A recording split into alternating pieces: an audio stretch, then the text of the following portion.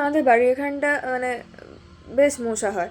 তো আমি সেদিনকে দেখছিলাম মানে বেশ ছোট ছোট মশাগুলো হয়, গুঁড়ি গুঁড়ি মশাগুলো হয়। দেখবেন ওদেরকে মারা যায় না। আর দেখবেন বড় বড় যে মশাগুলো হয়, ধামড়ি ধামড়ি মশাগুলো, ওগুলো না একটুখানি মানে কীরকম একটু বোকা টাইপের হয় মশাগুলো, কেন জানি না। মানে ওরা যদি গায়ে বসে, আপনি মানে হাত তুলছেন, মানে অনুভব করতে পারছি যে আপনার মানে শরীরে নড়াচড়া হচ্ছে, কিন্তু তাও উড়বে না। আর এই যে গুঁড়ি গুঁড়ি যে মশাগুলো হয়, সেগুলো ধরুন আপনি আপনার গায়ে বসেছে, তো দিয়ে আপনি যখন মারতে যাচ্ছেন, মানে হাতটা তুললে ওরা বুঝে যায়, তখন ফুট করে উড়ে যায়, মানে ওদেরকে মারা খুব মানে মুশকিল আছে। তো এই যে বড় ধামড়ি ঢেপি মশাগুলো রয়েছে, এই মশাগুলো যেরকম বোকা, আমি হচ্ছে সেরকম বোকা।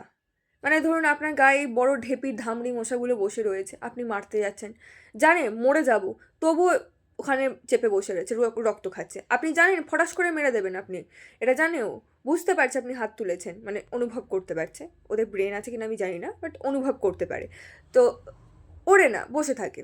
আমিও সেরকম, এই ঢেপি মশাগুলোর মতো আমিও সেরকম, মানে আমার ব্রেন কাজ করে না। আমি আমি দেখি যে এই কাজটা করলে আমার বিপদ রয়েছে, ওই মশাগুলোর মতোই আমি জানি যে আমি রক্ত খেতে যাচ্ছি, আমার এরা হাত তুলছে, আমাকে মারবে এবার।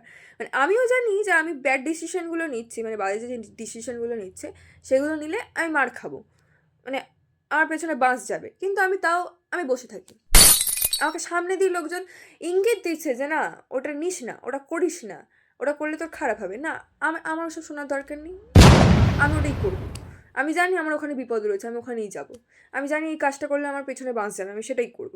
মানে ওই ঢেপি মশাগুলোকে দেখে আমি নিজেকে নিজে ফিল করতে পারছি। ওই ঢেপি মশাগুলোর মতো আমার ব্রেনটাও না কাজ করছে না। মানে এমন এমন সব ডিসিশন নিচ্ছি, মানে পেছনে আঁচলা বাঁশ যাকে বলে, এক একটা করে পেছনে আঁচলা বাঁশ যাচ্ছে।